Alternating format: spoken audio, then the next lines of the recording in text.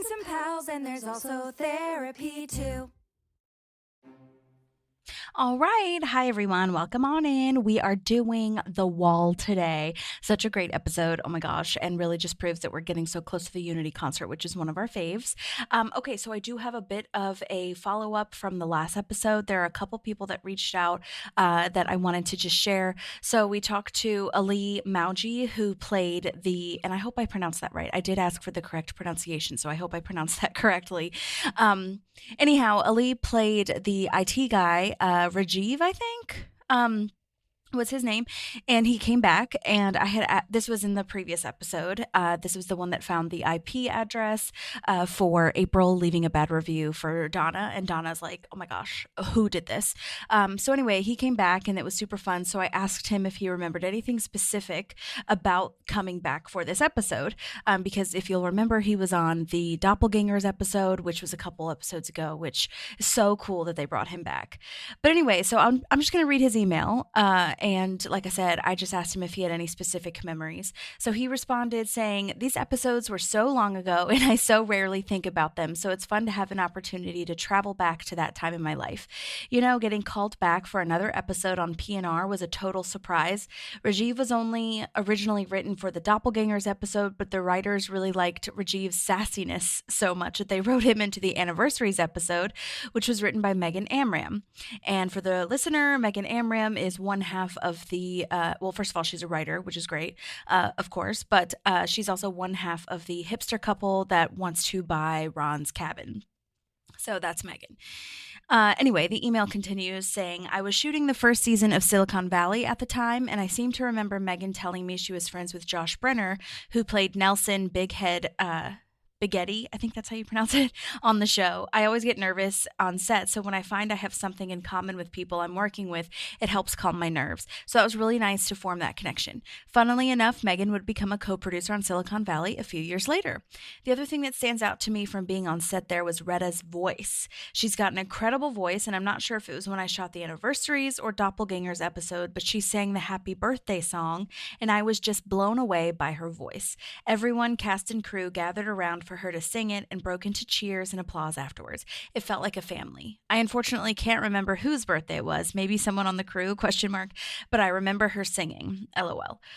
I just remembered one more thing. When I was moving to LA from NYC, a friend connected me to this lovely and talented writer-director, Arun Veer, which, again, I hope I'm pronouncing that right. She was so generous and kind, and we ended up working together on a couple of her projects. Her husband, Willie Dawkins, worked in the industry and also had a hand in the project, so I got to know him as well, and it turned out he was a gaffer on Parks and Recreation. So it was funny to be on set with him for both my episodes, almost a decade after working with him and Arun on their other projects, and that too helped calm my nerves. It helped me feel like I belonged there. So I'm so grateful for the opportunities and also to the people who I connected with and who unknowingly helped calm my nerves so I could do my job. That is so nice. Yes, it was long, but I loved every minute of it. And yes, you definitely want to feel comfortable when you're on set. So to have people that you're like, know that you know already, and also to hear Donna / Retta sing, oh my gosh, that would be so lovely and so cool. You definitely would feel like you're in the in crowd with that. Oh my God, obsessed. So thank you, Ali, for that. I really, really appreciate it. Hope you're doing well. And oh my gosh, so exciting that you got to come back for this. Okay, the second follow-up was Josh Breeding, who played the owner of the vegan store that Ron writes a bad review of, / nails it on the door, also in the Anniversaries episode, messaged me back with some voice notes. So let's go ahead and take a listen to that.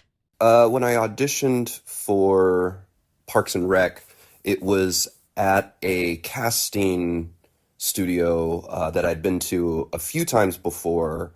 It was in a building that was this big Samsung building. It said Samsung in big neon lights at the top. Now it's just a building without that sign. It was an interesting audition. I remember being nervous because it was the first time as an actor that I had a full mustache. And my mustache gets real bushy. It's like real full. And it was the first real audition I had with that mustache, and I was nervous that it would change my look too much and I wouldn't get cast for things. I auditioned, and very quickly afterwards I was cast. Um, but then the first thing they said was, "Could you please shave off your mustache?" So, yeah. Oh my gosh, that is so crazy because yeah, I mean, nowadays, I don't know if they do, then maybe they did. But nowadays they'll ask you like, are you willing to shave or grow facial hair or whatever? So that's really hilarious and great that you still got it even though you had the mustache because I feel like casting directors can't imagine you in the role unless you're like, you know, exactly like how they pictured. So that's nice that they asked you to shave. But I feel like a vegan owner would have a mustache too. So that or vegan restaurant owner would have a mustache too. So either could have worked. But yes, love that very much. Oh my gosh, great. And also so cool to hear your voice. This is probably a weird comment, but I feel like as the vegan restaurant owner, you know, you're very like calm and but well maybe not calm but like you know just shy and timid and turns out that your voice is not low the whole time, so I like hearing your real voice as a person and not just as the vegan restaurant owner. Okay, let's listen to the next one. My day on set was really great. The when they got after makeup and wardrobe, when they took me to the sound stage, they gave me a chair to sit in, which is nice. And then um, I was actually they kind of motioned me over to sit next to the video village area where they were watching the takes. And I was actually sitting next to Megan Amram, who was the writer of the episode. And she started chatting with me, and she was very nice, very personable. And she was asking me if I was actually vegan, which I told her no, I'm not. But I have a friend or two that are vegan, and she was like, ah, and we had a pretty cool conversation. I just remember getting in, like we were talking back and forth, and I was really interested in what she had to say. But then they called me onto set, so that was kind of short, but she was very kind. Oh, that's so cool. Yeah. I'm so glad that Megan seemed to be so nice to everyone. I really want to get her on the show sometime. We just talked about her with Ali and the guy who was her other half of the couple that wants to buy Ron's cabin also said really nice things about her as well. So to hear that again is truly great, especially when, you know, the writers don't always, you know, have a hand in talking to the cast and stuff. So I'm really glad that, you know, you got a chance to kind of make that connection. That's awesome. Good to know. And yes, great question. I would have asked the same thing actually if you were vegan. So good to know. So the script that I auditioned with was very similar to the script on the day that we shot with. So there weren't any large changes that I can remember. I do remember when I showed up on set in wardrobe when they guided me into the scene. Nick Offerman wasn't there yet. He was in his trailer or wherever he comes from, and he walked in and saw me, and the first thing he said was, "You look amazing," and that made me laugh because I'm wearing kind of an uptight outfit, like I look like a librarian or something. I have that cardigan, and I think my pants are pleated or something. But he was very cool. He instantly introduced himself to me. He's like, "Hi, I'm Nick," and we chatted for a second. And gosh, he was just so cool. He asked me where I was from, and every time I say where I'm from, I would sort of scrunch up my nose because I'm like, it's real boring where I come from. And his first response was that sounds like a pretty cool place to be from, and that was so cool of him. And he was super cool to work with. We did a couple scenes, and when we did a take, he took me aside and he was like, between your lines, we're going to do a cutaway. So when you say your line, give a little bit more air, some silence before the next line, because we're going to do a little cutaway thing. It'll cut cleaner, which was a really helpful note. And so when I did it again, I did it with that little break. And I remember I asked Nick, I was like, how was that? Was that okay?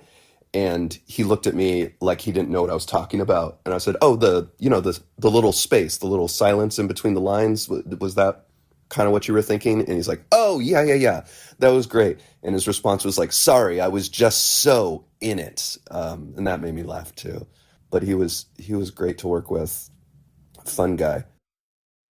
Oh my gosh, what a crazy interaction. And by crazy, I mean so exciting. Oh my gosh. Saying that you look amazing, giving you notes. That's nice that he was so friendly, asking you where you're from. This is, again, something that we hear from many of the guest stars who interact with Nick, but also cool that you got to have the interaction with both of them, with both Nick and Megan. That is so cool. Oh my gosh. And yeah, very helpful notes. And oh my gosh, I don't know what I would have done. I think I would have just laughed out loud if he was like, sorry, I was just so in it. But obviously, if he was intense, I would have been like, oh yeah, of course, me too, me too, me too. No big deal. But so glad that it worked out and that you got some good notes. Oh my gosh, love that so much. Thank you for sharing that. Oh my God, love it. When I shot the scene, I brought a jersey with me. So my buddy, good friend, still good friends with him. He played on a hockey team at the time, and his hockey team was called the Flying Swansons, and their logo was actually Ron Swanson or Nick Offerman's face, sort of like a logo of his face, and it said the Flying Swansons. And my buddy was like, "You have to show him. You have to show him." So I took the jersey. Actually, I had the physical jersey with me, and I sort of had it under my arm, and I stuffed it somewhere, sort of on set, just around the corner. And between shoots, Nick was walking back. He was actually looking at other lines for something, and he came in, and I was like, "Hey, Nick, check this out." And I showed him the jersey, and he was like, "Oh man, take a look at that." And he called over the director of the episode. He's like, "Hey, come here, take a look at this." And he liked it. And the thing he said that made me laugh was he said, I have one critique." And I was like, "Yeah, what is it?" And he said, "There should be more blood on this jersey." And that made me laugh. That was fun. Oh my gosh, that is amazing because you never know how they're going to react or whatnot. But of course, in this setting, hopefully, as an outsider, you think that they're all going to be really funny and nice and friendly, which it sounds like they were, but you just never know how people are going to react. So I'm so glad that you showed him that, and that I could absolutely see him like responding that way. Like, would you look at that? And then bringing over Morgan Sackett, who directed this episode, which is also really cool that Nick Offerman felt like he could give you like a little bit more some guidance, not quite direction necessarily, but that was cool that he didn't actually direct this episode, but as a scene partner was maybe trying to guide you a little. So that's nice. Flying Swan. You'll have to send me a picture of that. I'd love to see it if you've got it or if your friend still has it. Oh my gosh, that's perfect. I can't believe that. Yeah, I have a band. We're called The Megas. We're on all the social medias, and we're on most streaming services: YouTube, Bandcamp, Spotify, Apple Music. We play and sing songs about the video game Mega Man, and we recently branched out into songs about Castlevania. So we sing about robots and vampires, and it's a really great time. We play shows all over the U.S., and we've been doing it for a while now. We're working on a new record. Check us out. Oh my gosh, how cool and interesting and different. The Megas. Okay, I will definitely post that in the show notes. And if you're on the social medias, I will tag you and your individual account as well. But oh my gosh, how interesting to have a band that's based solely on video game characters and plot lines and video games. That's so cool. Okay, cool. So I'll definitely post that. And yes, I had asked if there was anything. So for the listener, I had asked if there was anything. I always ask this to our guests, if there's anything that they like to promote or tell us about. So I will absolutely tag you and everything. And that is so cool. Okay, I love all of these stories. So thank you so much for sending those. Like I said, when I send these, I know that some people only had one line, maybe two lines, maybe even just like a couple words, honestly. And I always ask for stories just because I think it's so cool to hear how the day on set went. And it just gives us an added bonus of like what it was like to be in this world of Parks and Rec. So and you never know what you're going to hear. Just like hearing the flying Swansons. I never would have known that. Hello. And I never would have known that he told you to give a little bit of a pause. So I know I'm a broken record, but I am very excited that people do message me back and we do hear these awesome stories. So thank you so much, Josh, for that. And yes, everyone follow them. Okay, next up on my follow-up list, following up on the last episode, I just couldn't find more information on the voices on the radio for when Leslie's talking about merging the town. I don't know who those were. I'm going to say that they were writers. And I also couldn't find more information on the Game of Thrones throne, like who made that. I'm guessing it's just the props department. I would have loved for there to have been like an exciting story that I found or something, or how long it took or something like that. So I did reach out to a couple of my producer people that I know on the show, but I just haven't heard anything back. So, if you guys know, keep me posted. But I just wanted to give that little bit of an update.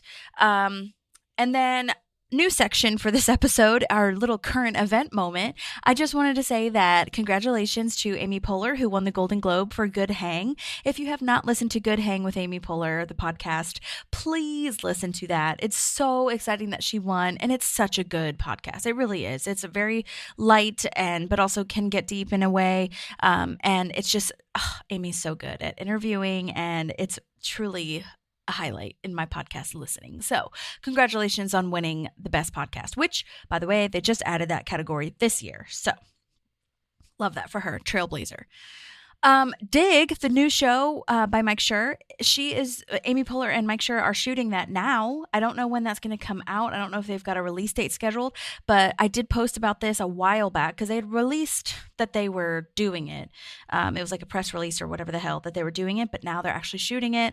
She was interviewed saying that the day after the Golden Globes, she was starting work on that show. So yes, very exciting about that. And I'll be posting about when it comes out.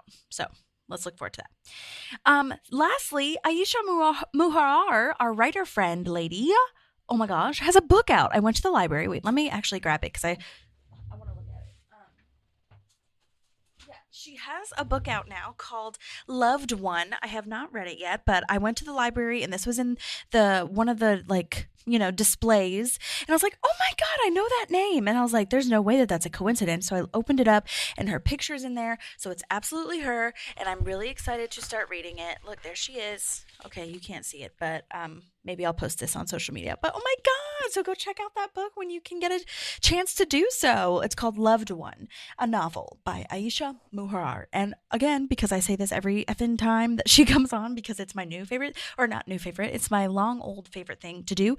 She is our baby store worker that says, when Anne is saying, I've never seen a bib without Dale Earnhardt Jr.'s face on them, she is the one that's like, really?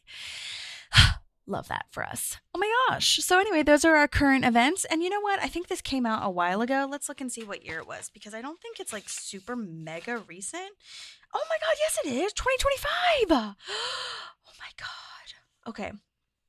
Well, the universe was really looking out for me to know this and to be, because I did not look this up. I just spotted it at the library. Oh my God. I love the library. Okay. Anyway, so congratulations, Aisha, for releasing this book. And I will make sure that everyone knows about it. Okay. Great. So now we are at The Wall episode, season 6, episode 15, original air date March 6, 2014. This was directed by Ken Whittingham, who we've seen 100 million times, not only in parks, but he's so good. Truly, any show you could think of, he has directed at least once. I mean, so many. So well done to Ken. He directed quite a bit of Scrubs as well, which I love. Which also is having a reboot. I think that comes out next month. So we'll see how that goes. This was written by Jen Stotsky, who I think this is her first time writing on parks, but she is the co-creator of Hacks. And oh my God, which is one of my favorite shows on TV right now, also produced by Mike Schur and many of the Schurverse people. I believe Morgan Saget is also a producer and probably has directed a couple as well. But how exciting! And social media / the internet that I found says that she was picked out of a crowd via Twitter by Mike Schur. And I was like, WTF, but that's also how Billy Eichner got his job as Craig. That's also how Megan Amram got her job. They both tweeted, and Mike Schur, it was like one of those things back when Twitter was like kind of cool and had comedy, banter back and forth between people making jokes and stuff like that. And I think Mike Schur saw one of her jokes. But anyway, multiple jokes, because she was also writing on Fallon at the time, which was wild. But she also ends up being a co-producer and story editor on Parks, which is a huge deal. I'd love to talk to her, so I'll reach out. I'll try to get her. Anyway, she also wrote on The Good Place and Broad City, which is also where Paul Downs and her work together, because Paul Downs is also a co-creator of Hacks. There is a really great Substack article. It's called Ministry of Pop Culture, and she was interviewed about how she got her job on Parks and, what it was like being on Parks. It was just a really good interview. And yeah, like I said, she was on Late Night with Jimmy Fallon. She was a monologue writer there. And they followed each other and they had a natural rapport on Twitter. And then I just wanted to read the interviewer says, it seems like he was out there recruiting on Twitter at least those last couple seasons, which was Mike Schur, is who this interviewer is talking about. And she said, Jen Statsky said, yeah, Megan Amram and he found us both through Twitter. And I think that's a testament to Mike and what Twitter used to be. It really democratized the process of comedy writing because it allowed people who were just funny to have their jokes seen on the internet in the same way making sketch videos now does. Schur believes a good idea can come from anywhere and anyone. And he knows that a good comedy writer and comedy mind can come from anywhere. And it doesn't need to come from the same 3 agencies who are going to send you scripts from people. And that's, as a showrunner now, how I hire. It's perfectly valid to read scripts from agents that you get sent, but at the same time, those are people who are already in the pipeline, and you always want to be conscious of trying to find people who are outside of the system because there are really wonderful, unique voices out there, which is so cool. Oh my God. And she said that while she was on Fallon, Parks and Rec was one of her favorite shows, and then 30 Rock, which we can all relate to that, or at least I can, and I know some of you guys can. So that is so fun. So yeah, please read this whole interview. I'll post it in the show notes. It's so cool. I love that. Okay. So this is where our summary will go, and I'll go ahead and get that for Maddie. From Maddie, I should say. Hello, Park Pals. So I have a summary for The Wall. When I saw the title of this episode, I was like, ooh, this did not age well. Here is my summary. Leslie fights to get the wall separating Pawnee and Eagleton taken down, which becomes very complicated. Tom and Ben partner up to find sponsors for the Unity concert, while Tom also puts fillers out for a new business. Ron busies himself with a project while bringing in a little surprise. So, I love that we find out that Ron has had his baby and that he hasn't told anyone. That is so on character for me. Although I'm a little surprised by Leslie, because if the baby looks healthy, doesn't seem like it needed NICU time. This is me talking from a different lens here, but it's very interesting to me that she didn't have the baby shower like months before you give birth. Typically, like I think the range is typically about 3 months before the baby's due. You have the baby shower, so very unlike Leslie to be this behind. All I have to say. When she turns around and looks at Ron and says, "When did you get a fish?" Also, just peak Leslie. I love seeing Tom back in his element in this episode, finding something he's passionate about, that he's put together a business plan for. He's taken a break since he had to let go of Rent-A-Swag to really, build something up and not be, irrational or quick or, anything like that. He actually has, he says he's been working on a business plan for a restaurant. Not an easy business venture, speaking from experience, to venture into, and he's right, like it's risky. Ben says it's risky, but I love that he sticks to his guns. I'm really proud of Tom in this episode, and I'm really excited that we've seen him come this far. And I'm really excited. I mean, we know what's going to happen, most of us who have watched this hundreds of times, but I'm so excited now as we've watched him grow as a character, rewatching these episodes, to see him come through here. My favorite line I had to say is that the Kool-Aid guy makes this seem so easy when Andy tries to break through the wall separating the two towns. So this is a great episode. I hate that Leslie's trying to do something so wonderful, and again, is just coming across obstacle, and she's getting it from both sides, right? Like, she got it from Pawnee when she was in the city council, and she's getting it from Eagleton now, and she helped them, that they're just making her look bad, and she's really just trying to help everybody. Those are my comments, my notes. I love Ron, spending time with his baby here, and it cracks me up that it makes him so upset that everybody's like fawning over the baby, but that's what people are going to do. Babies are adorable. So if you didn't want people to do that, you didn't have to bring him to work. That's all I have to say. But yeah, love this episode. So sorry that I am missing it, but I know that you guys will do a great rewatch with Holly. I'll talk to you next time. Yay! Yeah, I agree about so many things. I totally had that note too, that Leslie not knowing when the baby was born or whatever was like so not her. But I mean, at the same time, she had 9,000 things going on with this merger. So obviously we can give her a break. But it was just so funny to me that, yeah, like, what? This was a long time ago. And even when I was first watching it, I don't watch the episodes. Like, I don't rewatch the episodes unless I am reviewing it. I haven't watched Parks and Rec, just had it on in the background since we started this, which is crazy. That is actually insane to say. So when I say how I feel, it's because I feel like I'm watching it for the first time almost, because I like am really going episode by episode. And this one I was like, wait, we haven't talked about her baby in 900 years. Hasn't she? Wouldn't she have already had it? Or how is she, like, is this just TV magic that they're like saying that she hasn't had the baby yet? And then they turn around, the baby's there. And I'm like, oh, that's great writing. That's really good. So totally agree with that. Yeah, when did you get a fish is such a good line. And it's so perfect. And the shock on her face is so good. And then, yeah, the Kool-Aid line of, you know, when Andy tries to bust into the wall is really good too. So highly agree with everything you said there. So good. So let's get started. We already talked about it a little bit, but yeah, we start this episode with Leslie coming into Ron's office, planning for Diane's baby shower. Like I said, we haven't talked about Diane's baby in a hot minute. We haven't seen Diane in a hot minute. And we found that out at the end of one of the seasons. Remember when Andy has his gif that is really famous now with him gasping and his smile face or whatever? So I was like, wait, what? That's crazy. I love that she has a binder, of course, for this baby shower. I love the baby onesie decorations, baby bingo, baby food tasting. I had it in my notes to ask Maddie what exactly she played and if she had a favorite baby game. So I will make sure to ask her that next time. And I would love to hear what your guys' games are. So I think it's mostly the same. A lot of people play the same type of stuff, but I'm wondering if there's anything interesting that people really enjoyed. So let me know. Ron says they already have a stroller because Leslie's thinking of getting them a stroller, and he turns around and points to the stroller, and inside of the stroller is a real live baby, a real human, living, breathing baby.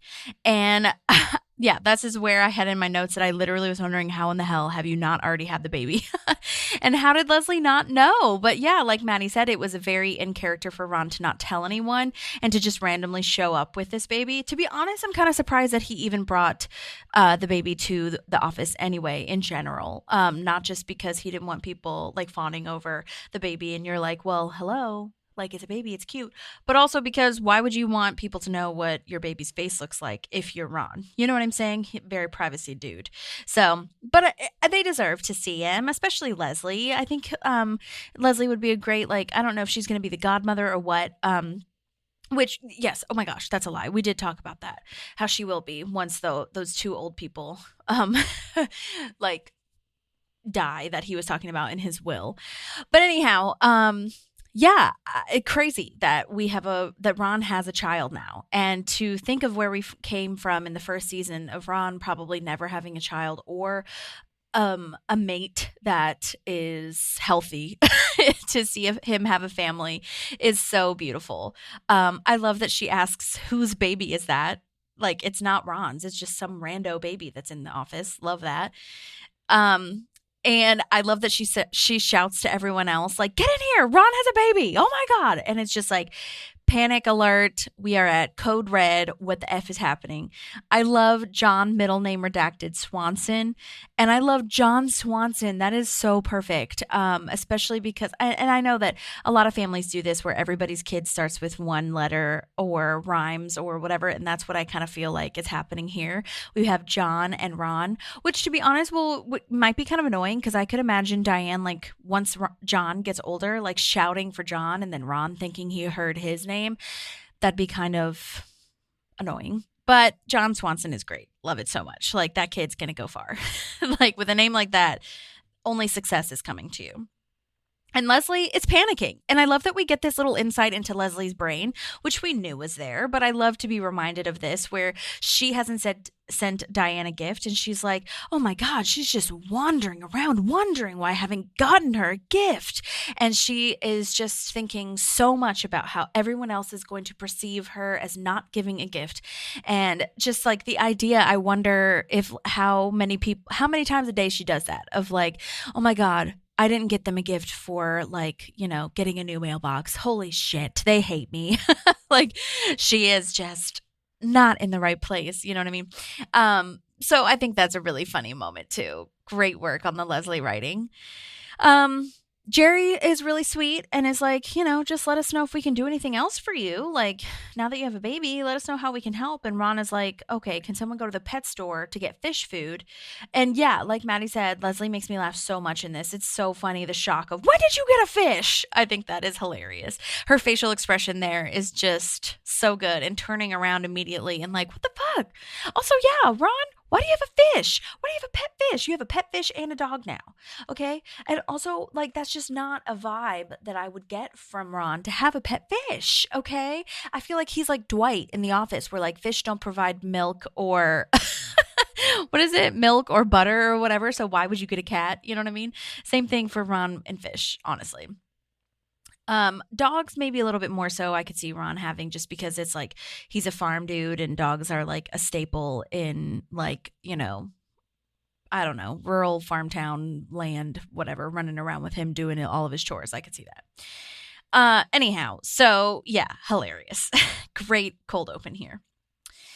Okay, so now the youth committee is meeting again about the Unity concert, and we now have posters of the concert itself. They look fantastic. They look so good and colorful.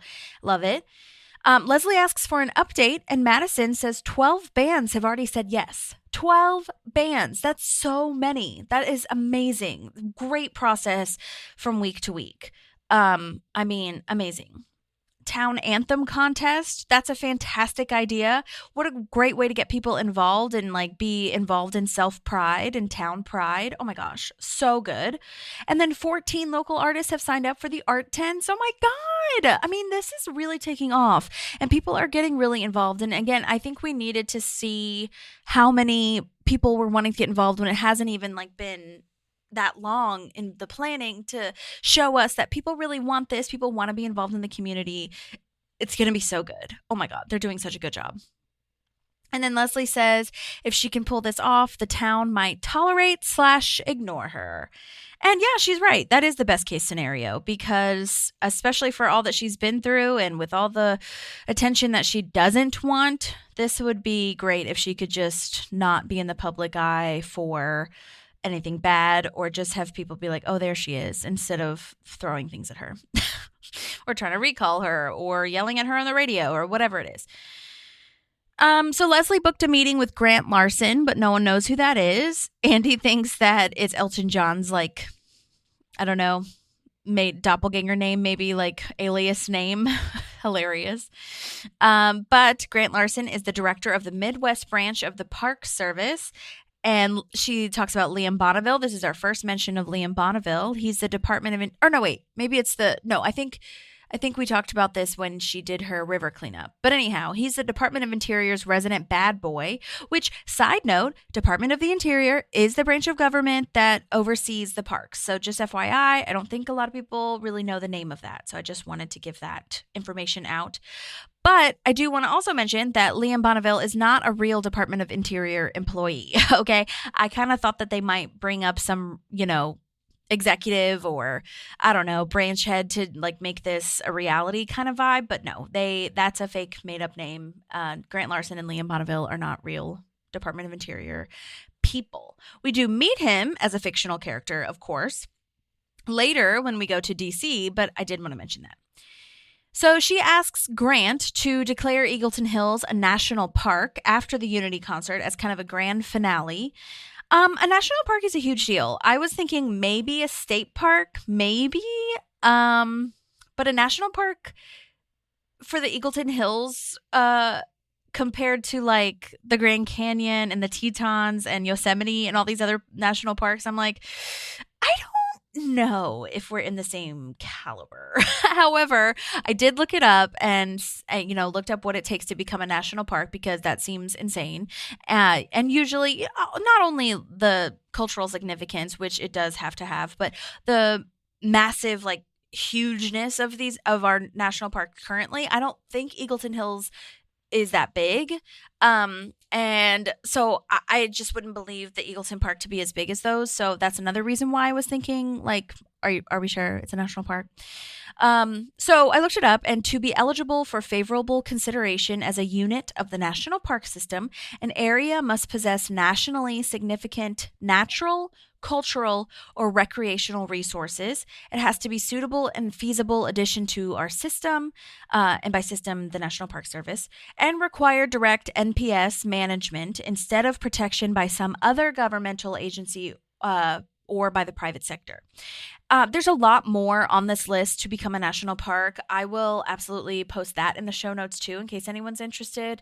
But on that note, I thought about, maybe is it easier to become a state park versus a national park? Because I don't know, a lot of the times they're smaller and I would imagine there's a lot less red tape, even though there still is red tape. But anyhow, so the internet says anyway that it's generally easier, but not always. But the reason that it could be considered to be easier, it's because state parks are established by individual state laws with more flexible funding and land use rules, whereas national parks require an act of the U.S. Congress, which makes a lot of sense. It also requires stricter federal preservation standards and a higher bar for national significance, making them harder to designate and protect from development. So again, I will post this on and all the information and like the differences. Another thing about the national parks that I thought was really interesting, how to get national park status. It has to have a national significance. So you got to have unique ecosystems, important historical or cultural values that tell America's history, natural beauty, significant geological features, and all of those things are very similar to, or not similar, but they're kind of indicative of what our national parks, when you think of a national park, has those things. And I don't think Eagleton would have them, especially the geological features and the scope and how large the land mass is. It also needs to be feasible to manage, which I think Eagleton could check that off. Many parks, it says, start as national monuments or national recreation areas, and then they're donated to the federal government. So that is another piece of it that you could look into. Maybe the Eagleton could do that as well. But I think the biggest thing is that this does require congressional action. So yeah, that authorizes the land to be added to the national park system. And because it's a national park, and this is similar to state parks as well, they are protected areas. A lot of people can't hunt in there, or if you do hunt, you have to have a very specific license. Even hiking or exploring the park itself with these national parks, you do need to pay for a permit. They need to track how many people are in there because they're really trying to protect the ecosystem, especially if it is, endangered in some way. And yeah, a lot of people have really cool, the national park system is great. They have a little passport system where you can go and kind of, after you see each one, you can check it off your list. It's a little booklet. It's really cool for kids as well. So yeah, I thought that was interesting. So thank you guys for listening to that tangent. And if there's any other information that you all want to share with me about that, please let me know. I'm still wanting to talk to an actual park ranger, park service member. So if anybody knows anybody, keep a girl posted. She made an ahead of schedule banner, which I love. And now we are trying to get sponsorships to fund the Unity concert because we need money and donations. And Tom is doing what Tom does best, which I do love. He's kind of schmoozing and complimenting people. This brings me back to when he was giving his presentation for the lemonade stand instead of the stew, complimenting the highlights. And at the lemonade thing, he was complimenting the lady's pink outfit. Like, he knows how to get with people and to communicate and really make that connection. Connect with people, not get with people. You know what I'm saying? But yeah, I agree with Maddie in her summary. Like, Tom's doing what he does really well. You look fly as hell, girl. Complimenting Tracy on her highlights. He calls Ben a Dorkosaurus, which I really don't like how Tom treats Ben in this episode. It's really sad and unfortunate. Yes, funny, but also sad, especially with how much Ben is helping him, and the fact that Ben's his boss, which I know that's the point and that's the comedy, but yeah. So Craig and Donna are loving on Ron's baby, and Jerry comes in with a onesie that says property of Pawnee government. Oh my God, Jerry, you should have known better. That is absolutely ridiculous and sacrilegious to give Ron's baby something that says property of the Pawnee government. Do you know Ron Butt at all? I don't think so. So this is where I kind of understand in a way. Ron loses his shit because he's like, nope, can't do it. So he takes Ron immediately, or John. Ron takes John. See, I'm already doing it. Immediately out of the office. Also, yeah, I mean, I feel like even if Ron didn't hate the government, that's weird to have on a onesie. Like, property of the Pawnee government for your baby. I don't know about that. It's not even like cute, but that's nice. It's a thought that counts, I guess, for Gail, but I'm not putting my baby in that. Okay, so now we're at the park that separates Pawnee and Eagleton, and this is where they will make the announcement about the Unity concert. And April makes the point that this graffiti is a terrible backdrop for the announcement. There are slurs for both sides, and there is, vulgar gestures and all the things. Leslie wants to knock down this wall because she's like, why are we even having this in here? Like, this is supposed to be about unity. We should be combining the towns anyway. So what are we doing here? And it's really beautiful because, we are getting to see how we're going to combine the towns, not only like with the Unity concert, like mentally, but now we're getting to see it like physically and tangibly. Like, we are literally merging these parks or this part of the town. You know what I mean? So Andy hurts himself by trying to knock it down himself. Just like Maddie's summary said, yes, that line was really funny. The Kool-Aid man made it look so much easier. So this is where Ron finds the third floor, and it's empty / has a toolbox. So he starts to fix everything in the building, and it's beautiful to share with his son. And it is kind of crazy that he had no idea about this third floor. I don't know if anyone really would, because if you don't go up there, then, or if you don't like work there, then why would you need to know that? But I think it's really cool and funny that he finds this just kind of randomly. And yeah, it came at the perfect time to share with his son. So now we're back at the sponsorship meeting, and they have 15 sponsorships, which is a lot. And then they meet Mitch Savner from Savner Bleaches and Chemicals, who is our 16th. So now we have 16 sponsorships. And I know that a lot of times with these kinds of concerts, you want to have like 30 or more or whatever. But I still think 16 is freaking fantastic, especially with how many people are saying they're opposed to this merger. To have all these bands, artists, vendors, and sponsors is a really, really good sign. So I love that. Mitch Savner from Savner Bleaches and Chemicals makes Pearlies for Girlies, which is a teeth whitening strip that Tom uses, but it's unisex, okay? The cartoon princess on the box says so. All right. Mitch Savner is played by Richard Portnow, and he'll end up being in 3 episodes of Parks. He's great. He's been in The Sopranos for 13 episodes. He's now in a drama podcast called True Noir, The Assassination of Anton Cermak, Grey's Anatomy, Shameless, Trumbo. I mean, he's been in so many things. He definitely has that Sopranos businessman mogul vibe going for him, so I think that's really funny. I did exchange emails with him, and I just thought that was really funny. The emails were really funny, so I'm just going to share them with you. So yeah, it was really funny. I messaged his agents and everything, and he messaged back, and he was really funny and cute. He said, "I love your name. It's too cool for school." However, I have to confess that I don't really remember the audition and not much of the episode either. But he ends up being in quite a bit of episodes. So yeah, he just said he doesn't really remember the audition, which I mean that's fair. It was a long time ago, but I don't know if he wants me to share this part of it of the email, but I don't care. I mean, I care, but I think he'd be fine with it. It's fine. But he wrote, "I suppose that's because part of my acting technique is to ingest large amounts of happy dust combined with a few glasses of certain death vodka and a dozen Gas X tablets. This makes for steady sailing and lots of fun because I never know what I'm going to say." And then he said, "I'm really good at talking about my journey from background player to starring opposite Anthony Hopkins in Hitchcock." And then I told him all the questions, and he was like, "I really can't answer any of those questions, but if you do want to like talk about how I became an actor and everything, let me know." So I mean, I'm glad that he messaged back, but yeah, he didn't really know much about the episode itself, so that's okay. We'll move on. All right. So he says, Mitch Savner, he says he's going to sponsor the concert, but he also wants to invest in other ventures. And how great for Tom. I mean, this is the thing that he has wanted all along. He asks for Tom to pitch him an idea.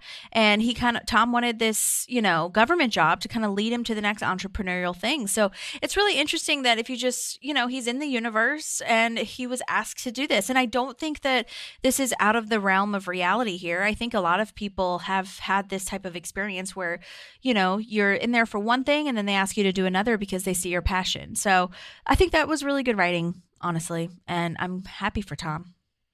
I still don't think that it's nice of him to say that this might be the last time he ever has to speak to Ben. Why is he so mean? Ugh. So Leslie gives Jam beef jerky because now we're at the announcement for the Unity concert. And Jam says he was told there would be a barbecue buffet. Just take this and hush. So this is going to be New Founders Day because remember there was a Founders Day with Ted and everything. So now we're calling it New Founders Day, which is an official beginning to our new town. And Leslie says it's time to tear down this wall, much like the Berlin Wall speech by Reagan in 1987, which is what I believe is what this episode is based on for sure. We're divided and now we're together. I mean, but, in many situations where there's a wall, there's a lot of logistics and things that we need to figure out, which we're trying to do now in this episode. So she gives Eagletonians the first strike, which really is a good idea as far as Unity goes. But, oh my gosh, bees are in the wall and they come out. There's chaos. They start singing everybody. Everybody's running. It's just mayhem. There's an Eagletonian who gets stung in the eyeball. So terrible. That's like his literal line of, I got stung in the eyeball. This is played by David C. Scott. His character name is just Eagletonian Smith, which I think is really funny and generic and vague. According to his IMDb, he's an Army veteran trained at the Groundlings and has been in quite a few things. The Mentalist, Castle, Physical, which is a newer TV show that I didn't know about, so check that out. Days of Our Lives, a lot of stuff. Jam is such a dumbass. He is filming this, thinking he won't get caught in the crossfire too. I mean, he's just filming the Eagletonians and making fun of them, and then he ends up getting stung too. So, karma. Andy thinks he's immune because he's been stung once, so a bee sting will do nothing to him. Oh my God. Oh, Andy. That's cute though that you're protecting April. We do love that. So now we're at the press conference regarding this debacle, and a reporter is asking how Leslie pulled off the fact that most of the people stung were in fact from Eagleton, insinuating this was on purpose and that she was basically setting them up. This first reporter is played by Amber Friendly. And oh my gosh, her character name is out of this world. I love it so much. Summer Olay Kraken Frong. That is not a joke. That is real. And I did get in touch with Amber, and she actually said that in her email that Mike Schur did an interview saying that this character name was his favorite character name. And so I'll post that in the show notes. And thank you so much, Amber, for sending that. And let's take a listen to your voice memo. Hi, so I had to go through and dig through some of my old emails and calendars because it's been so long.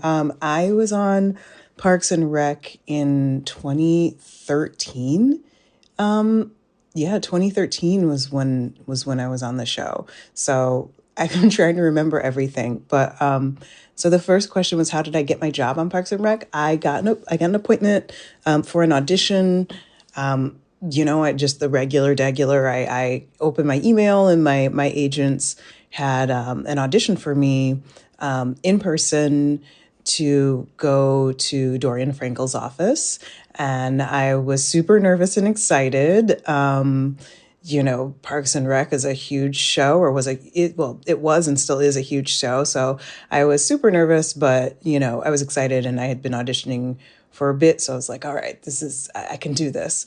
So I went in person. I do remember having a hard time finding parking and just being frustrated finding parking and all that stuff, the usual regular thing. And I went in and it was a cool office. Like I remember the building being pretty cool, and they were obviously really busy. And everyone in the office had obviously been doing this for a while. They were really great and busy and kind, and also just had a lot to do. And I remember going in and running the audition with casting. And I don't remember a super ton, but I do know that I only had one line.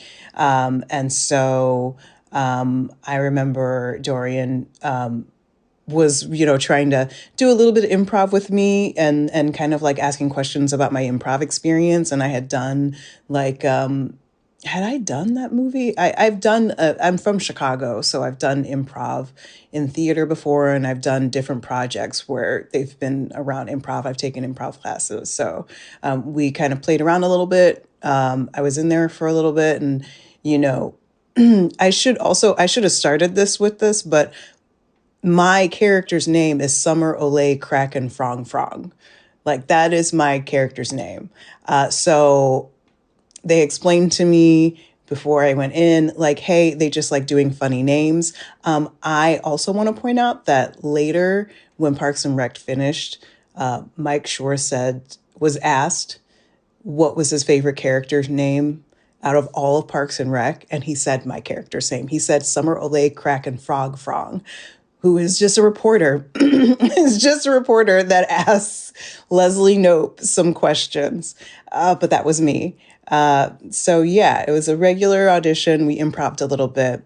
And then I don't remember much about I remember shooting the scene that I did because I was in one scene. I don't remember a ton from, sometimes I remember getting to set and getting my trailer and and I have all these memories. It was a while ago, so I don't remember that, but I do remember getting to the scene, and it's a scene where Leslie is doing a press conference, and, there has been a bee attack. And, I'm asking questions, and she's trying to, there was an opening that Leslie was doing, and it did not go well because there was a bee attack and a bunch of people that attended got stung by bees. So I remember being there and throwing questions at Leslie. I had my one line, and then they kind of wanted me to improv with Leslie and some of the other reporters. So, kind of see what would happen. And I just remember, obviously, I'm in a room with people who are just either have been doing this for so long at such a high level. They know each other, they have a long history with each other. And one of the things I remember is Amy Poehler being, as I was improving with her and whatnot, I just remember her being so generous in her work. I remember her making me feel so comfortable. She was so busy, but I remember her taking the time to come and say hello, and she was happy that I was there. And even if she didn't do that, even if she didn't take the time out to kind of step to the side and say hi to me, just how she did the scene was just so generous and so kind. And So that's what sticks out to me about that memory, is just how kind Amy Poehler was, and how nervous I was, and how, like, she kind of picked up on that, maybe, or just, she just has experience, and was really, it made me feel comfortable. Yeah, it was fun to have a scene with Amy Poehler. Yeah, that was, yeah, that, like, just, I've worked with a lot of different people, and, she wears a lot of hats. And she wore a lot of hats on that show. And, we all have good days and bad days, but, like, I always remember the people that, like, you can tell that they're also actors. You can tell that they actors love working with other actors. You know what I mean? And Amy just always gave that vibe when I was working there. And that was in that one day that I was there, that's the impression that I got. And I was really appreciative of that. Yeah, so I am currently, you can find me now on the most recent season of The Morning Show on Apple TV Plus. If you haven't caught up, you need to catch up now. It's available to stream on all the streaming, wherever you stream Apple TV Plus. That's where you can find me. And you can find me on social media at Amber Friendly. Thank you. Have a good one. Yay, that is so exciting. Oh my gosh, thank you so much for sharing all of that. Yes, I love when people dig through their emails, first of all. So thank you so much for digging through your emails and going through your archived messages probably to find all this information. This did come out in 2014, so I don't know, maybe you filmed it in 2013. It didn't come out till 14. But either way, yeah, it was a while ago. So I do appreciate you working hard to get through all of that to find the information. Yes, that's so funny that you always remember the parking at the auditions, especially with these ones that take, oh my gosh, like 100 minutes to find parking. And then you're like, oh my God, am I going to make it in time? So I love that you remember that. It's like a trauma response, I feel. So glad that you knew how to do improv both in the audition and in the scene, because yeah, like you said, like they all know each other. They're all professionals. So like to be asked to improvise with Amy or with these people that know each other seems like kind of insane. So I'm so glad that you held your own with that. And yeah, having your name on IMDb/Actors Access as that name is hilarious. I love that so much.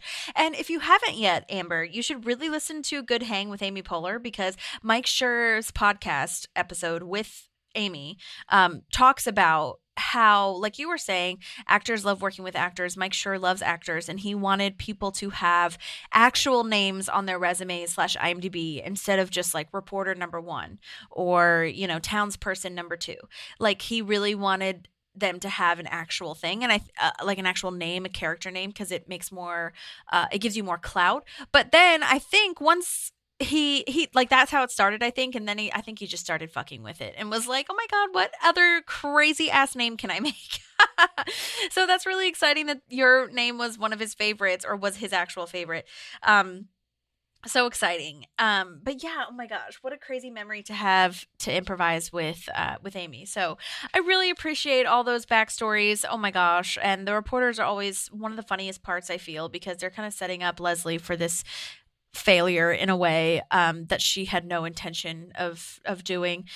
So yeah, we'll definitely check out The Morning Show on Apple TV Plus. That's really cool. And I did also write, I went ahead and played your voice memos beforehand. I usually write down like what the guest stars have been in before, in case anyone recognizes you from that. But it looks like we've got a bunch of stuff that Amber has done. Morning Show is the most current one. 911, How to Get Away with Murder. Looks like she's working on a short film right now. You'll have to correct me if I'm wrong, Amber. So we'll check that out too. Bosch, so many cool things. And yes, I had written down that your Instagram says that you're from Chicago. So that's really fun and cool to know about the improvising. So well done, and yay, so exciting to hear from you. Thank you, Amber, so much for sending that in. Yay. Okay, and then we've got our second reporter, Trod. Trod is back. That's the character name, which I think is so funny. I've never heard that name in real life, so please let me know if you guys have. We got voice memos from him the last time he was on. Alan McLeod is his name. So funny. he thinks, I mean, like all of the reporters, he thinks that she did this on purpose and that it was a prank. And he's kind of sad that it wasn't a prank. Nice try, prank queen. Probably bees in there because she says to, this is actually a PSA. Everyone should check their walls for bees because you never know. I actually reached out to Alan as well just to see if he had any specific memories from this episode, because he did send in voice memos for the previous one. But, sometimes when you're on multiple episodes, it kind of blends together. So I always like to ask if there was anything different. And he wrote back, oh gosh, I think I've jumbled all the memories now, and it's hard to differentiate between my little appearances on the show, but I don't recall any improv from Amy during that particular scene. So I think that you guys were improvising probably, but I don't know what they cut or what they didn't cut or whatever. But most of it was scripted. And then, I asked him, how was it to get called back and everything? And he said, when they called me back, it just came through my theatrical agent. And it was very surprising and exciting to get asked back for sure. And then I told him about the prank queen line. I was like, that was so funny. You did a great job. And he was like, oh my gosh, haha, I forgot that line. So thanks for messaging me. Thanks to everybody for messaging me. This reporter scene is hilarious. All right. So Jerry says that Grant Larson is on the phone. Oh, no. But Leslie is trying to fix her beehole disaster. No, but don't tell him that. Don't tell him about my beehole. I love that April's just in the background steeping her tea, just watching this all unfold about her beehole. So Ron is now teaching his baby John how to fix the radiator on the 3rd floor, which is very cute. And we see some contractors come in and they say they're actually fixing the whole floor and no one is supposed to be up here because they are supposed to be on it. The man in this contractor group is played by Benjamin Byron Davis, and he's been in so many things and is super cool. Does a lot of voiceover with video games, animation. The video game right now that is on his IMDb is Red Dead Redemption, which I know is a lot of people's they're fans of that. So definitely check for his voice. He also does this show called Fright Crew, which is a Peacock show that's an animation for voiceover that he does. He was also in Guardians of the Galaxy Volume 3, so that's a fun crossover with Pratt. And he's a writer and director. So well done, Benjamin. And then the woman in the crew is played by Carol Gutierrez, and she's been in a lot of stuff too. She's so cute. Hot in Cleveland was one of the bigger shows she was on. Breaking Bad, 911, Brooklyn Nine-Nine. I believe she was in a few episodes of Hot in Cleveland, but super cool.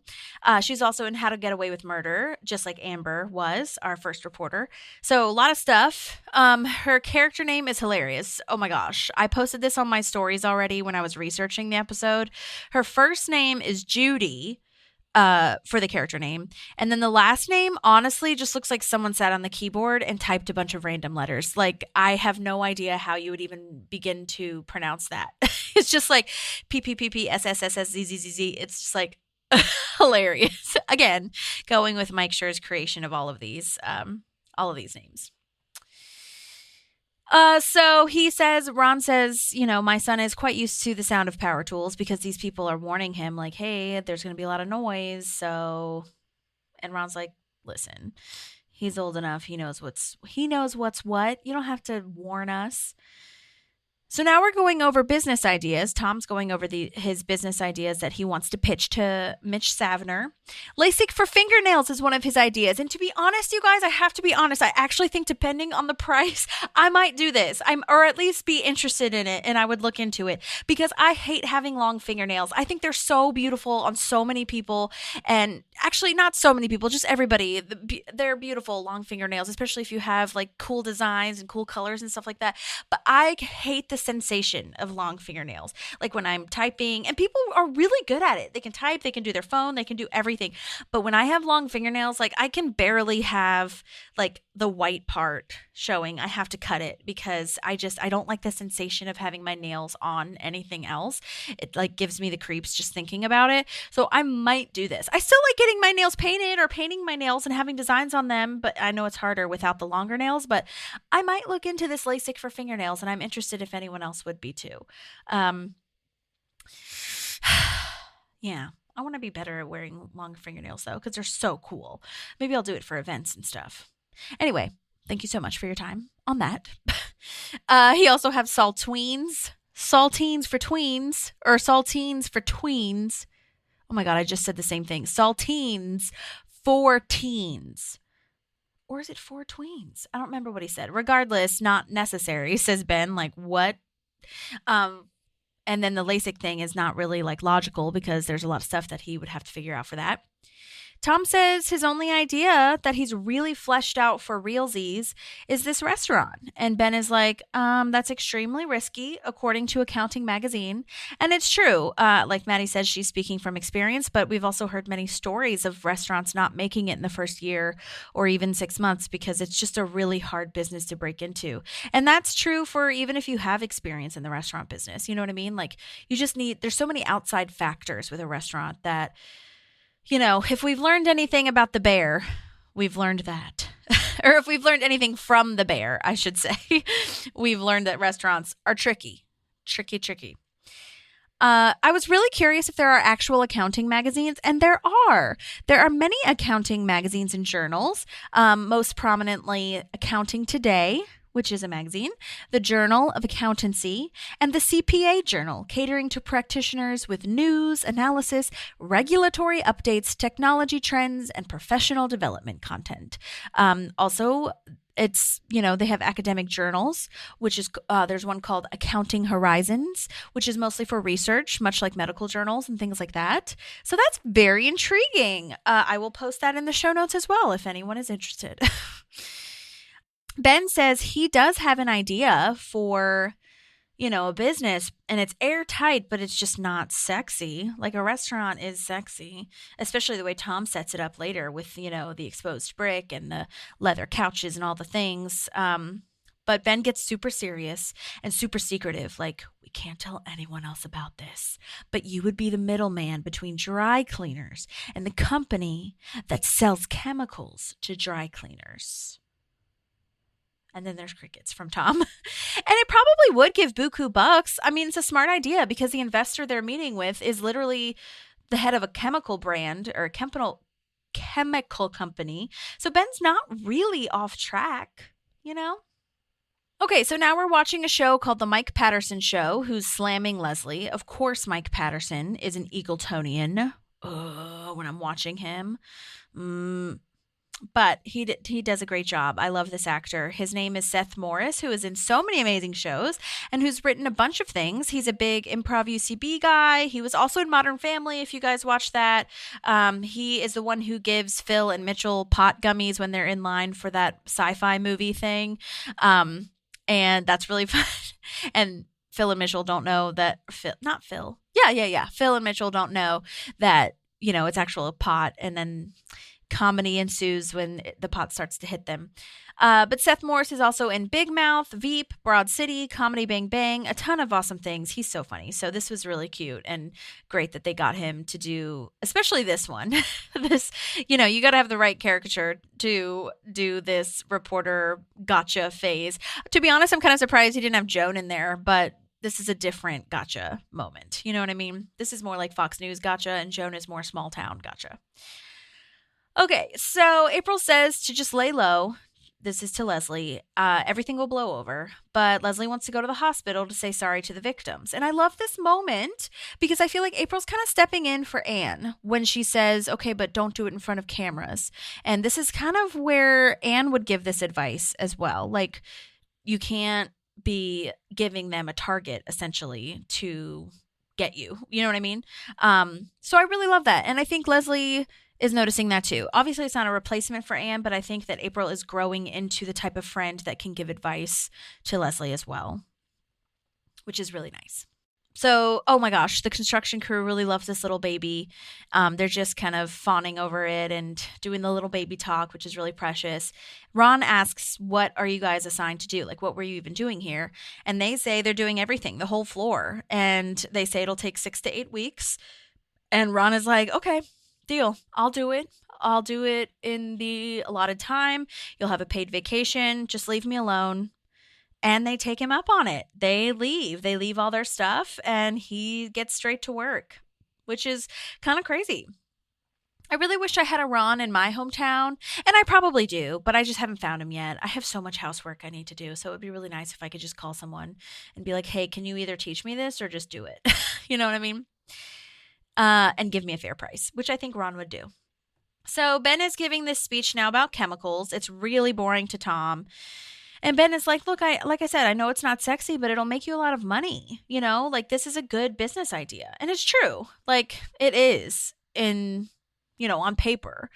And yeah, this does look dull. Of course, it's a spreadsheet. I love that he's like, does this look dull? And it's just like, yeah, Ben, it does. I do feel like this is a nice little moment too. I don't know if anyone else had this thought, but this is where Ben and Leslie kind of overlap in their nerdiness and like what excites them / like ignites them. Like Leslie wouldn't understand the spreadsheet necessarily or like the content of the spreadsheet potentially, but she'd understand the passion. And then once Ben started talking about it, I think she'd catch on and understand what exactly is in the spreadsheet. And then she would be really into it as well. So I just thought that was really cute. And I love seeing both of them in their own separate nerdiness. You know what I mean? Because we know Leslie loves a spreadsheet and binder. Side note, when Ben shows Tom this spreadsheet, it's the same Eagleton budget spreadsheet from back before the town merger, but the title has changed to Dry Cleaning Chemical Transactional Holding Company. And there are entries such as HBO for residents, bottled water for city pools, personal shoppers' salaries, and other, quote, useless expenses. They are visible, which are all things that Eagleton was spending money on. Okay, so now Leslie is visiting the hospital, bringing the victims gift baskets. I love this line. I hope you look a lot less gross very soon. This victim is played by Robert W. Arbogast, and his character name is Clervis Rosewater, which, oh my gosh, I love that. It's just like Augustine Clementine to have such an Eagletonian name. But he's been in quite a few things. Dynasty most recently, NCIS, The Prestige. Also, it says he's from Virginia, so that's exciting because I'm from Virginia, so I'd love to know where you're from. And he has some really cool pictures on his Instagram of travels to Italy and Scotland, and it looks super cool. So love all that those background moments. Jam is there as well at the hospital because, of course, he got stung too. And Leslie says the baskets are for innocent victims, not for jerks who are laughing at other people's pain, which is exactly what Jam was doing. Also, Jam thinking that it's like nudie magazines. Oh my gosh. Jam, get out of here.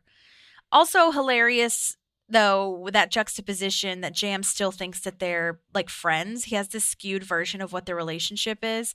So like, we can just hang. Want to come up? And he like pats the bed beside him as if she's going to like come sit next to him and like cuddle as friends.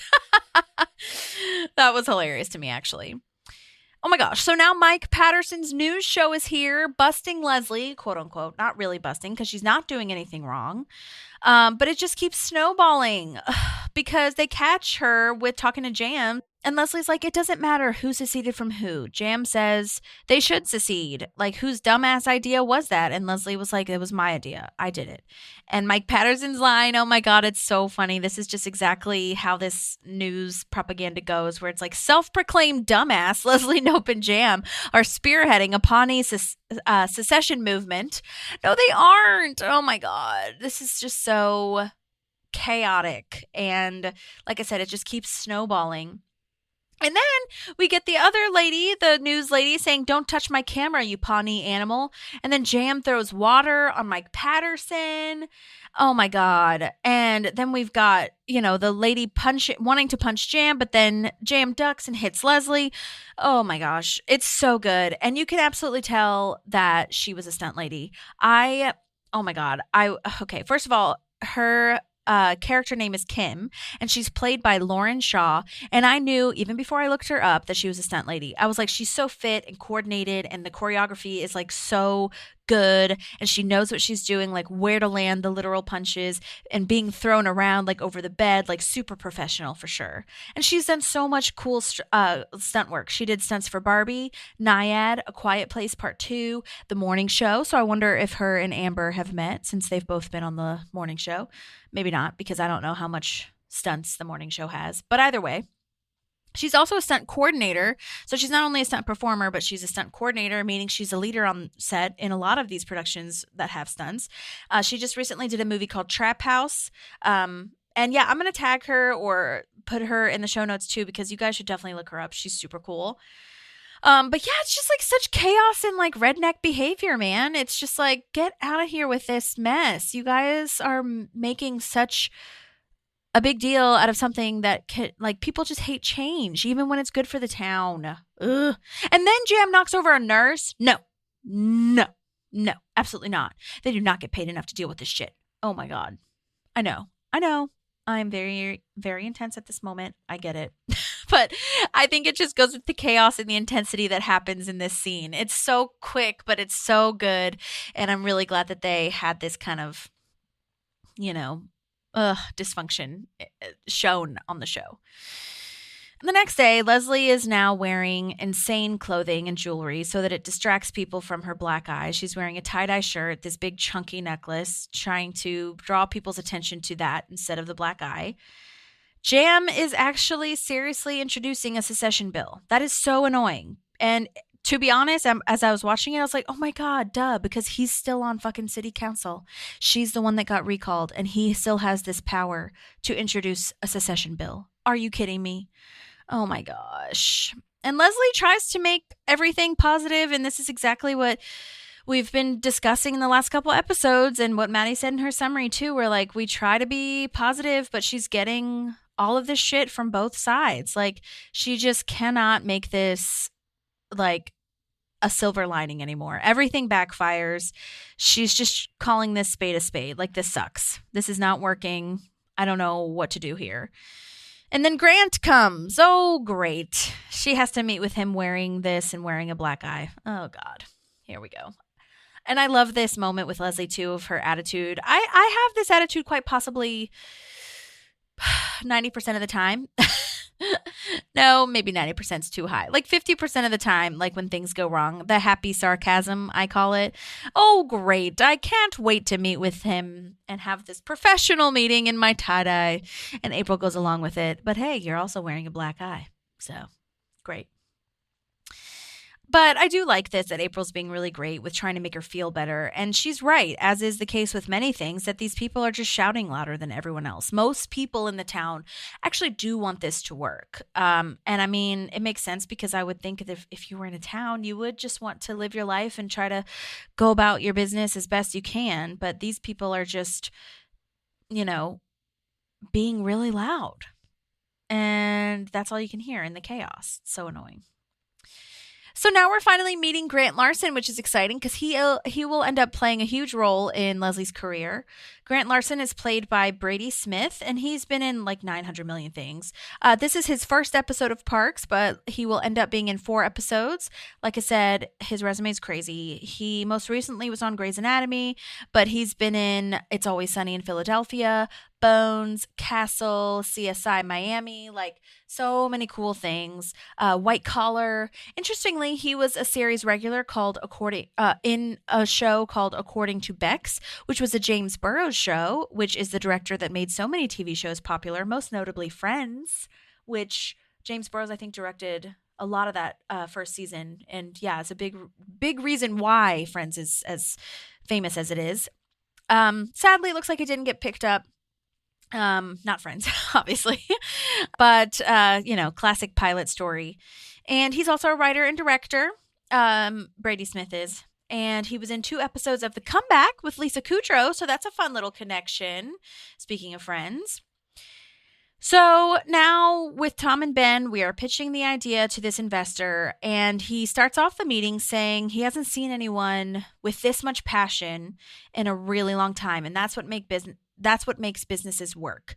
And you can see Tom is rethinking his idea to present, because he's not passionate about what he's about to say, but he was just kind of doing it because this is going to make the money.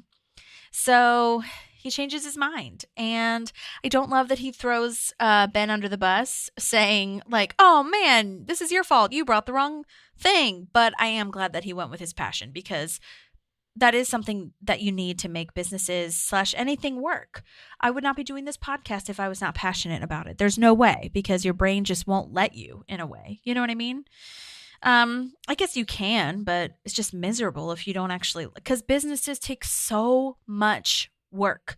And so if you're just doing work to like not have a real purpose or passion behind it, you've got to have some sort of fuel behind it. And if the fuel isn't passion, it's going to short circuit. So I'm glad that Tom goes with this. And it is really interesting for people who have watched the show to see the, origin story of this. I think it's really interesting to think about the future and see how fantastic this restaurant ends up being. And I can't wait till we get to see Tom's Bistro. It's going to be so great. So he introduces Tom's Bistro, which will be an old-fashioned classic Italian restaurant in a small town setting. And it sounds fantastic. I love it. And I think it's something that Pawneans would absolutely have. So we are now meeting with Grant Larson, and he says they cannot do a national park, much like we thought. And Leslie continues with her happy sarcasm. And she's so sad. Thank you for coming by and plunging a dagger into my already bleeding corpse. And it truly is so sad to see Leslie feel this way, because you've seen how much hard work she puts into this. You've seen the energy she's exerted and how this is going on for a long time. I mean, we started with the recall of people not, being obsessed with her, but that was at the beginning of the season. This whole season, I feel, has been a trajectory of what does Leslie do when the people are not liking what she has to say, and what do we as humans do when our purpose is kind of lost, and when people aren't backing you or supporting you, or they just keep getting knocked down and knocked down. Like, what do we do from there? And that's why I think now finally we are getting to this moment when not only is Jen Barkley saying that she's positive, she's a positive influence on the town, but she can also do so many other things. Now Grant Larson of the regional Midwest Park Service is saying that she could run a freaking, I can't even say it. But that she could be a leader in this is a really big deal, because now it's tangible.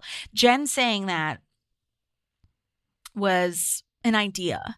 And it was something that Leslie starts to think about. But to have it actually be presented to her is pretty big. It's really huge and so monumental for us. Anyhow, he says he came to meet her because he read her proposal to clean the Pawnee River. And I gasped. I was like, oh my gosh, that's great writing that we gave a flashback to that. Like I said, I haven't watched any of the show since we've started reviewing, so it's almost like I'm watching it for the first time, and I totally forgot that that's the main reason why he comes. And he's so stunned and moved by her passion and detail and research. It was one of the most well-done research proposals. They do a flashback, which it's so exciting to see her on the steps of the Department of the Interior before any of this recall business was happening. And he brings up Liam Bonneville, which this is her people. This is so exciting. The Parks people, as much as she loves them, they don't know who Liam Bonneville is. They don't know how important parks are to her. It's so meaningful to make this community connection in a way where she could really be with her peers in this new position, if that's what she chooses to do. And again, it's like I'm watching it for the first time, because my eyes were bulging out of my head. My jaw dropped when he says he's opening a branch in Chicago. She could run it. Would she like to run it? And she's speechless too. Wow. Beautiful. So now we're back at the investment pitch. Bacon pillows. That's cute. Bacon pillows. Egg so soft. It's a little pillow for your bacon. And he says, Mitch says what Ben says, that restaurants are incredibly risky. Are you sure that you want to do this? And Ben steps in, which is so nice of him after how Tom has treated him. But Ben says, there's plenty of real estate. There's a massive demand for affordable dining that feels high end, and that's what sells it. And I think that was really nice of Ben, and also really smart of Ben to say those words. Then the investor thinks Tom is Ben's boss instead of the other way around. Oh my gosh. He's like, Tom sure knows his stuff, when Ben is literally the one that sealed the deal. Oh Lord. It's okay. I mean, if it wasn't for Tom's idea, Ben wouldn't have had to create this. So it was teamwork, but maybe not teamwork that was planned. So now Ron is getting back to work on this third floor and Leslie finds him. We learn that Leslie comes here to think sometime. She's known about the third floor all along, of course, because she knows everything about City Hall and all of its intricacies. Leslie and Ron have such a beautiful moment here. It's so profound and deep. Leslie says she can't walk away, even though these people are awful to her. And every time she tries to fix things, it just gets worse and people hate her. And she's like, what's wrong with me that I can't leave? Like, is there something the matter that I just cannot walk away? And Ron has his classic parable metaphor story. And this time it's about fixing the radiator, which is great. But the point being that he loves fixing radiators, and the story is boring to Leslie / to anyone else about fixing the radiator, but his passion is fixing the radiator. So of course he likes it, which is to say that at the end of the day, the radiator is the city. She loves fixing the city, and to everyone else it's boring and they hate her for it in a lot of ways, but she loves the struggle. She loves the challenge. And otherwise, yeah, why would she say if she didn't love the challenge, the risk, the reward? So that kind of sets her mindset up for maybe not positivity, but like more of a reality of like, okay, this is where I'm at right now, and that's important too. So then she's leaving and Ron lets the baby talk slip out, which is so darling. And I love Leslie's face of like, okay, yeah, I'll let it slide that you did not just talk baby talk to your son. So Leslie's meeting with Grant again, and she says she can't think of one single reason not to take it, which is very misleading because she means that she can think of a lot of reasons not to take it. And I do respect her decision, especially once she explains, because at first I'm like, no, Leslie, like this town is like drowning here and you might not be able to save them, and I don't know if there's anything left for you here. I don't know if there's any more growth, which is one of the main reasons why sometimes you move on. But then when she explains that she can't leave the town until she knows it's going to be okay, I think that makes sense. Because she knows the parks department is okay, but she doesn't really know the town is going to be okay. And we've started something and she wants to finish it, which I can absolutely relate to. This Unity concert is kind of I don't want to say deadline, but it's a timeline of when she can start to look outside of the town. Once this Unity concert is finished and once we can kind of maybe see some tangible rewards and accomplishments for the town being blended together, maybe then we can start to think about leaving the town or leaving the town to its own devices because we know that it's going to be okay and we've wrapped up that chapter. But I agree, this is a huge project you're in the middle of, and while you could leave, she could absolutely step out of the Unity concert and run the Chicago thing. She likes the struggle of, well, I don't know if struggle is the right word, but she likes the challenge of seeing this project through. So I respect that.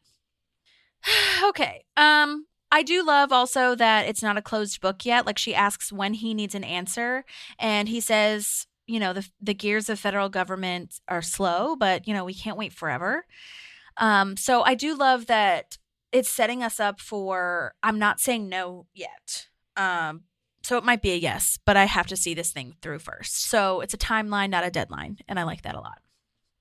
So now we're back with Tom and Ben, and rightfully so. Ben isn't super happy because he felt like he was thrown under the bus during that presentation. Ben says he'll be the second investor for Tom's Bistro and hands Tom a dollar bill as a symbolic gesture. And then Tom takes it seriously and is like, I know this is like a gesture, but my investor floor is $1,000. So right now you own 0 shares. And I love that finally Ben gets strict and stern with Tom and that Tom pays attention. Like, go do work or I'll fire you. And Tom's like, yep, got it. I love that. Instead of, I'm so glad they wrote that, because if Tom had said like, whatever, dude, you're not going to fire me, I would have been pissed after all this episode. So I'm glad that that worked out and that we finally kind of get to the dynamic that is their job titles. You know what I mean? So well done. And it is fun to see them together because, I don't know how this, I guess, happened, but I like that we're building on, Ron was the first dude to talk about accounting for Entertainment 720 and, for Rent-A-Swag and things like that. Like Ben has always been there during Tom's business ventures. So I think that it's really nice to see him do that again. We're back to Ron for our tag, he pulls up the carpet and finds pine wood floor. And he is so excited and giddy. And yeah, I mean, I kind of agree. Why would you put carpet over that? I think that happens all the time. I think that happens all the time with renovations and governments and things like that. It's probably cheaper, whatever, than upkeeping the wood floor. But I love how excited he is. And I love that he says most people in this world are assholes, John. I also love this kind of voiceover moment of, John now has that satisfied look that only comes with the pride of labor. Or he pooped. Either way, well done, John. Yes, well done. Well, that's it for my notes on this one. Thank you guys so much for listening. Thank you to Ali Mauji, Josh Breeding, Amber Friendly, Alan McLeod. I don't think I'm forgetting anyone else, but oh my gosh, having these conversations / emails and voice memos from people that were actually working on the show is just, I know I sound like a broken record, but I'm just so grateful and it's so fun to hear. It really, truly is. So I really appreciate all of the, gifts that I've been given with that front. So we'll see you on the next one. Please let me know if you have any other questions. Don't forget to check out Good Hang with Amy Poehler. Not sponsored at all, but I'd love for you guys to listen because she does have a lot of reunions with Parks people, especially at the beginning of the series. So check that out. And don't forget to rate, review, subscribe, do all the things. And we will talk to you next time. Thank you, everyone. Bye. There's a Park and some pals, and there's also therapy too.